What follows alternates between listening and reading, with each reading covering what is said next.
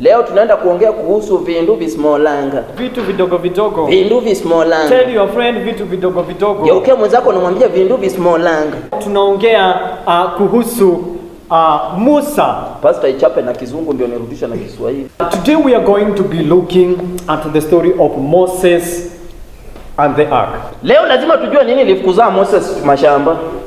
Before we look at that, let's look at how not Moses. Hapo tumekosea, ni Noah alikuwa na ark. Tell your friend I was joking. Mwambie mwenzako nilikuwa nafanya tu mzaha.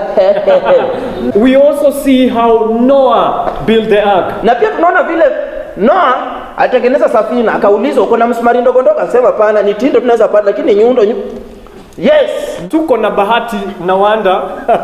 Tonight we have luck na tunashangaa.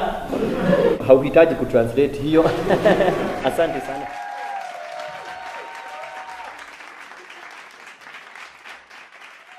EMP Records.